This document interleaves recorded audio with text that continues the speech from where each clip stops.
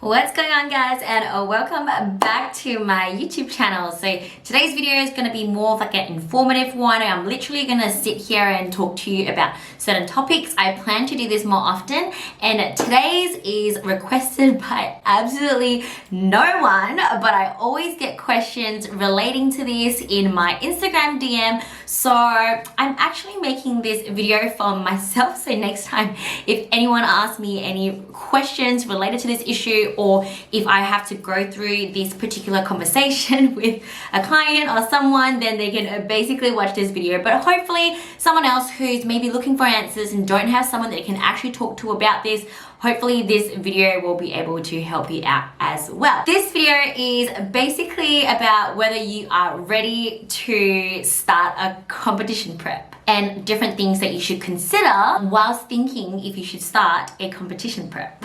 And this can also apply to someone who is a first-time competitor, or if you are a seasoned competitor thinking whether it's time or whether the time is right for you to enter another competition prep. So the first thing you need to consider is finances. So most people don't talk about this enough. Even as a pro, I literally earn zero money from being a professional athlete. So even though this is my job, I still need a second job or a real job that will actually bring me income, because competing at the moment literally brings me nothing. So on the pro level, you will get prize money. These days in certain federations, some are lucky enough to get a little bit of money or a little bit of prize money from the amateur competitions, but back in the day, and in most cases, it's very, very, very rare. So you won't get any monetary compensation unless, of course, you are sponsored. So competing can be very, very pricey for like a lot of people.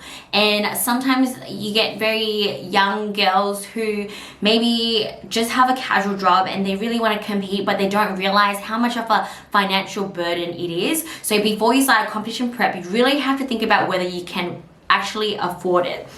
So there are many different costs associated with competition prep, such as a coach, and that's something you can't skimp on. A coach, paying for a coach is very, very, very important, especially if it's your first competition. Do not try and save money on that. So a coach, you also need to think about the federation fee, the actual entry fee. If you are having to fly to somewhere, then you have your tickets, like your flight tickets, and then when you get to that place, you'd have to pay for accommodation.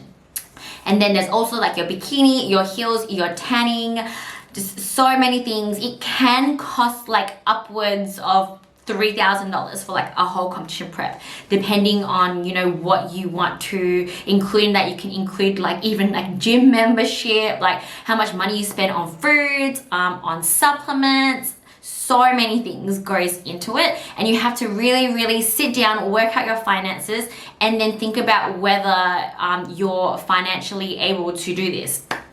Another really important thing that also leads in with finances is being able to actually take time off. So when it comes to a competition prep, in like the last few weeks, your brain is literally dead. Like you just barely functioning human, really. So you might need to take some time off work, and you need to consider if, you know, you can take paid leave, that's great. But if you are just like a casual worker, and if you don't work, you don't get money. It's same with me, I work for myself. So if I don't work, I don't have money. So again, you need to consider whether you're able to afford to take the time off. So you have to take some time off, maybe to go to like posing classes and things like that, that may clash with your working schedule. You need to make sure you have, you can take time off and days off to like get your hair done, go for your hair appointments. And also if you're actually physically flying somewhere else, then obviously you need to take time off for that as well. So you could be missing up to like 2 weeks of work. And again, you need to really consider whether you can afford to do that. And if you're at a stage in your life where, you know, that will benefit you. You know, competing at the end of the day is still, for most people, a hobby. So you don't want to be forced into living like literally on the edge, not being able to pay rent, not being able to like afford food, or like God knows like, you know what, you'd be kind of giving up monetary wise just so you can compete. So if you have something big coming up, like if you're saving for a wedding, if you're saving for a house, and you're really tight on money, then you really need to reconsider whether it's the right time for you to start a competition prep. Second thing you need to think about is your work. So again, that just kind of ties in with finances, but how stressful is your work and whether your work will even let you have time off. Some people's works are really inflexible, and even if they're a casual worker, if they take a day off here and there, then yeah, they're gonna pretty much be fired. When I first did my first contest prep, I actually worked in finance in the car industry. So I was working for BMW, and we were working like 50+ hours a week. So that's like Monday to Saturday, and it was just really tough. It was tough for me to even like get a hair appointment to make sure that my hair was right for comp. Sometimes like the registrations and stuff for the shows happen on a Saturday. It was like a lot that went into it, and working those hours was really challenging. I still managed to send myself to my first Arnold's whilst I was doing 50 hours a week, but also at the same time I had quite understanding people who worked with me. And anyway, soon after that I realized that if I wanted to continue competing, that was not the industry for me. It was just way too stressful and too much hours, and working like from 8 to 6, and then on Wednesdays working from 8 to 9 p.m, having to fit in faster cardio and training and everything else around it was possible, but way too stressful for me.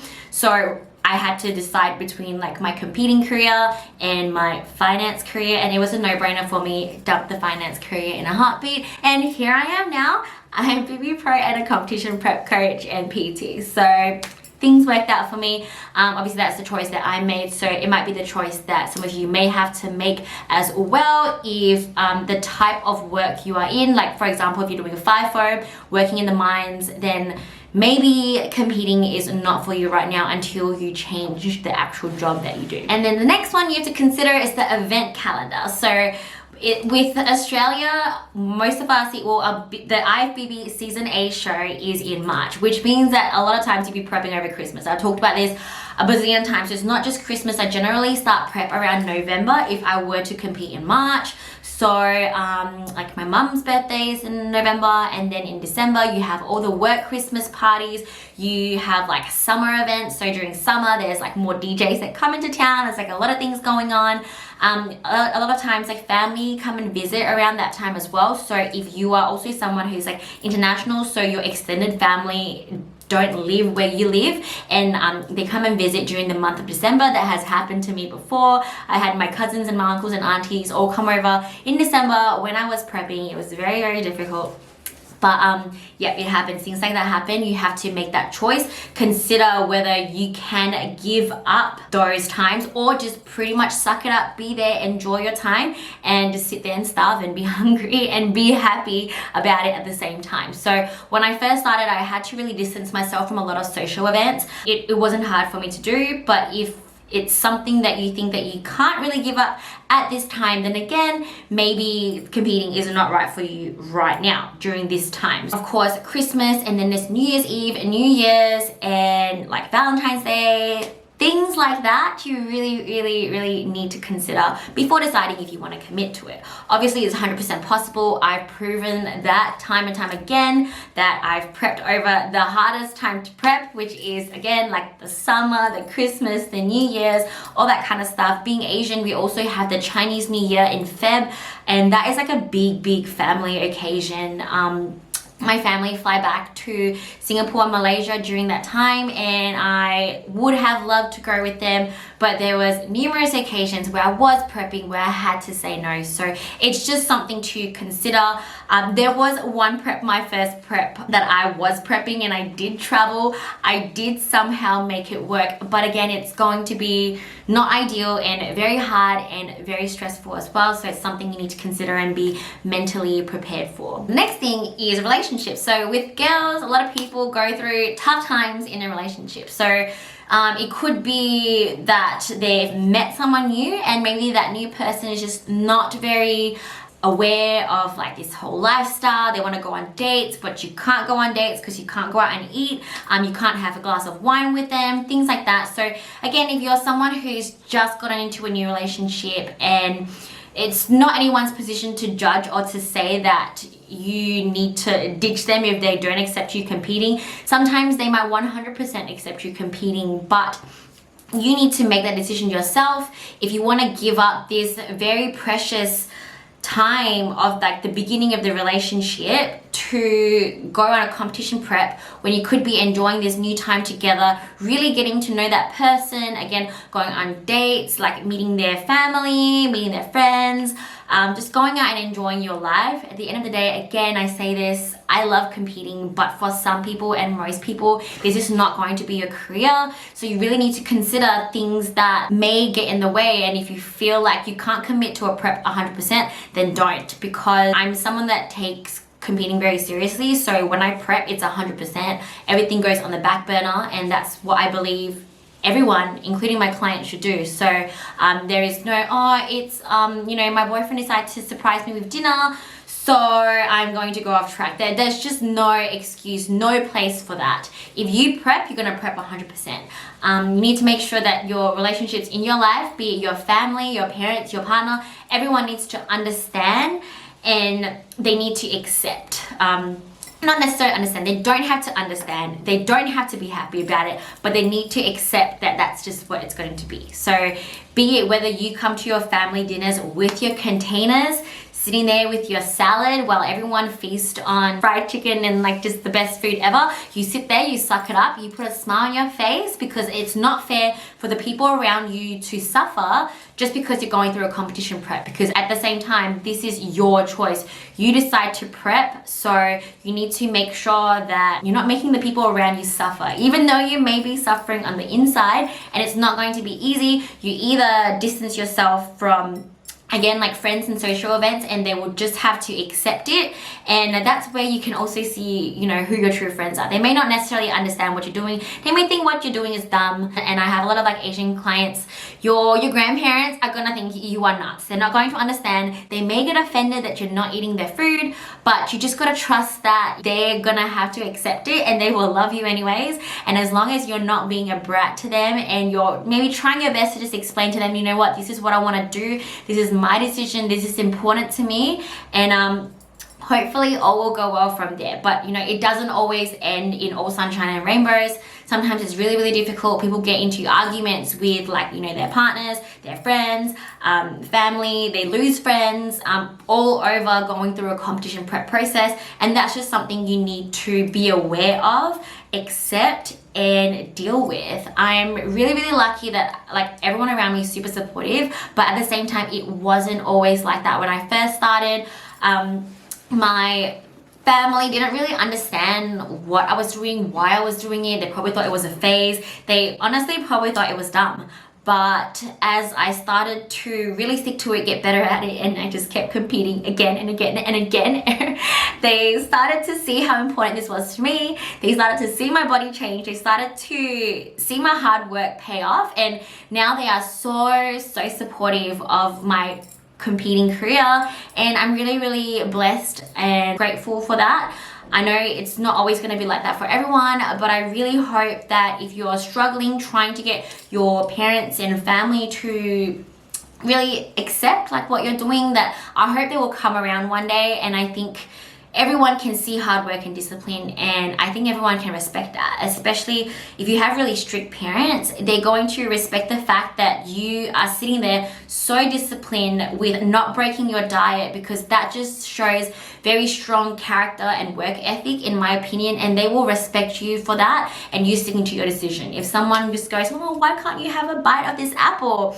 You know, at first they're going to think you're silly for not having a bite of their apple, because one bite won't kill you. I know a lot of us who have been in a diet phase have met people like that. They're like, oh, why don't you just have one bite? It's not going to kill you. But if you just stick to it, they will 100% respect you for being so strong about it. I guarantee that. The next thing you need to really consider is your metabolism. So everyone's metabolism is a little bit different. That's why it's super important to work with a coach in the off season to make sure you're building your calories up nice and high. If you're someone who's been chronically dieting for like 2-3 years on end, and all you eat is a salad, and if you still have a lot of body fat on you despite doing this, then comp prep is not for you. Your body is not ready to endure and be able to get through a good, successful, healthy competition prep. Obviously, there's always like the crazy and the unhealthy way of doing it, but even then, it doesn't guarantee that you're going to look good. So if you're not in a good place metabolically, which means that if you're already doing a ton of cardio every day, if you're eating nothing, you are not ready for a competition prep. Your body is not ready. You need some time in the off season. You need to build up your metabolism before even thinking about going into another bigger caloric deficit, which is required to get into contest shape. Health is another really important one that also ties in with hormones. So hormones include like your leptin and ghrelin, which is your hunger signals, satiety signals. If you are constantly hungry all the time, it's probably not a good idea to start comp prep as well. So I am generally a very, very hungry person, but obviously I reach a level of better satiety and better hunger signals in my off season before I know that I'm ready to prep again. I know that if I'm still feeling as hungry as I am in a comp prep, so there's different types of hunger. Again, I'm always hungry, but then comp prep hunger is very different from just like my general off season, just hungry from time to time, you know, just not feeling 100% full, but I'm not literally starving to the point where I'm shaking, which happens a lot during comp prep. So if I'm in that state, I know that my body is not ready to prep. Cortisol levels, so generally when you're prepping and like when your body is under stress, you don't get very good sleep, you wake up really early, things like that. That is another sign that, like, you know, if you're not sleeping well before you start a competition prep, it's only going to get worse. And sleep is so important for fat loss. Sleep is so important for muscle growth. If your sleep is messed up and your stress levels are through the roof before even starting a competition prep, you really need to fix that. Work with a coach, work with like a yoga master, work with a meditation person, work with whoever you need to work with to get your stress not eliminated, but get your stress under control before starting your competition prep. Other hormones you may want to look out for, if you can go for like a blood test, that's really good. Again, it's not 100% necessary, but to be just super sure, you can test your estrogen levels, you can test your testosterone levels, so that your estrogen levels also include progesterone, so testing all of that and making sure that you're not estrogen dominant. You can test your thyroid, make sure your thyroid's functioning well, and then you can also do tests for like things like iron and B vitamins and just a bunch of stuff just to make sure you're not deficient in anything. And most importantly, just making sure you're healthy before starting a competition prep. Now, this may come as a shock, but competition prep is not healthy. When you are looking super lean and freaking amazing, you are not at the healthiest point you can be. Me right now, being about probably 8 kilos above where I normally am when I'm competing or when I'm like stage ready, I'm probably healthier now, carrying more body fat compared to what I am when I'm competing. So being healthy also means preferably having a healthy period flow and period cycle as well. So a lot of people tend to lose their periods as they get leaner. I mean, competition prep is perfectly normal. Is it ideal? No, but it's normal and it happens. But if you at the moment are going to start a competition prep and your period is all kinds of messed up, then I really strongly advise that you don't, and you get that fixed first, or at least find out what the issue is before beginning a competition prep. The other health indicator that's really important is your gut health. So you need to make sure again that your gut health is working at 100% before beginning your competition prep. So work with someone to help you with your gut health. If your digestion is really bad and you have IBS and you have like all these issues, your body's just not digesting food well, and you also have a lot of like autoimmune conditions that are all related to the gut, things like that. Gut health is so important. So again, if your gut health is not 100%, you're bloating all the time, things like that, it's not going to get better with comp prep. So yeah, you need to make sure that your gut is working at 100%. You also need to make sure that you're not entering a comp prep to try and be healthier or fix your problems. So you can't go from like, I have really bad gut problems because all I eat is crap all day, to like, obviously competition prep's gonna be like all clean foods, so you think that that's gonna be fixing your gut. It will, but you need to be doing that prior to beginning your prep. So It's totally fine to be eating not the most ideal things prior to beginning a competition prep. I know that I was there before, provided your body and your gut can actually handle it. I know from personal experience that gut health is like everything to me. I really take care of it, but I'm also quite lucky in the sense that my gut can digest and take a lot of processed food and gluten really well, and it tends to get sensitive to more healthier stuff. Really blows my mind. So like, I love eating mushrooms, but for some reason it literally makes my tummy so painful when I eat mushrooms lately, and I bloat and things like that. But then, you know, I can demolish a whole pizza, no problem. My stomach can just handle that shit. So it's not 100% about the types of foods you're eating prior to starting a comp prep. Obviously, during comp prep, you want to eat as clean as possible because you want to get quality calories because your calories are lower. So for me, even though I do flexible dieting, when I'm competing, I'm all about eating the clean foods, but you still need to make sure that your gut is running really well before starting a competition prep. So I'm gonna end the video with letting you know a few things. So if you have considered every single thing that I've said and you feel that you're ready and you haven't been through a competition prep before, I'm just gonna end by letting you know how you're gonna be feeling, what you need to expect and accept, and that all this will be worth it. So number one, you're going to be tired. The tiredness is gonna hit you like a ton of bricks. You may not be tired straight away, but towards the end, you're gonna be just really exhausted all the time. You're gonna be dragging your foot. I literally feel like my legs are so heavy that taking a step is so hard, especially towards the end, especially the leaner that you get.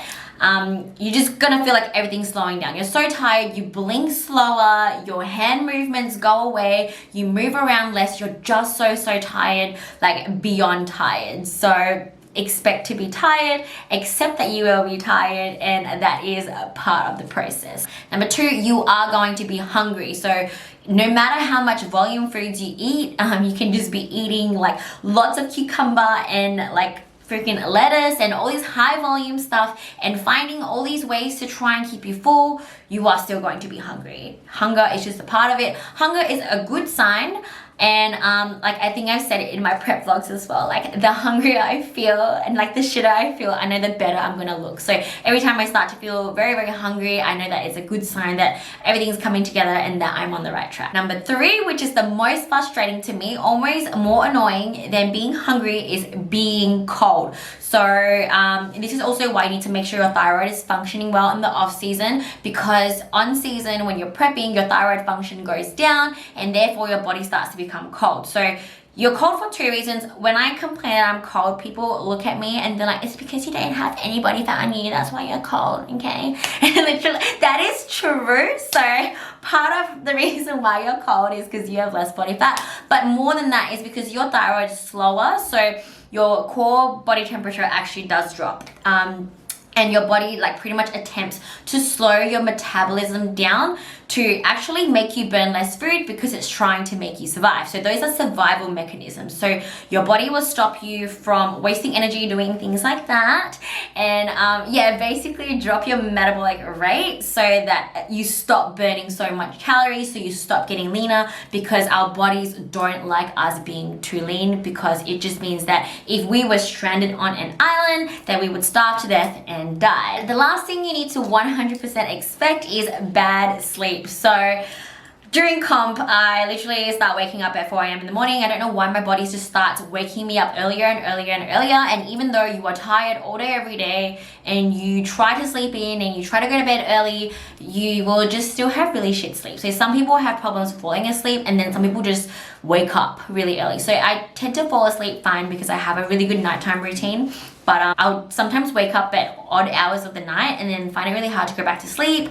Or sometimes if I'm too hungry, it's gonna be hard to fall asleep as well. But generally, I just get woken up at 4 a.m. in the morning with my stomach growling, and I'm just hungry and wide awake. You get your fight or flight mode like no tomorrow. The body just kicks you up, tells you to wake up, go out and hunt for food. That is just your fight or flight mode kicking in because you are so lean, because you're in a competition prep. So those are things that you should expect. So if you came to the end of the video, you've considered everything that I have told you, answered yes to like all the beginning questions about whether you are ready or you're in the right place to be starting a competition prep, and you have heard all the bad things I had to say that you have to expect that will definitely happen, and if you're okay with that and if you are ready, then congratulations, you are ready to start a competition prep. I hope you have a coach ready to go. It's really a blessing like to be able to compete, and when I finally am able to just actually finish a prep and step on stage, I'm going to be so emotional, because it really is, like I said, a luxury and a blessing to be able to compete. It means that, you know, your work allows it, you have support around you, you're financially able to do that, your government lets you fly there, and there's no COVID standing in the way, there's nothing standing in the way, you're healthy, and all those things allow you to be able to compete. And so that's why it's such a blessing to be able to compete. And it may not be the right time for everyone all the time, but you need to find the right time for you. And if you manage to make it there, I'm really happy for you. Congratulations, and I hope you have a great competing journey. So yeah, that's all for my video today. I hope this helped some of you. If it did, please like the video, drop me a comment, let me know what other sit down talky kind of videos you want me to do for you next, and I'll see you in the next one.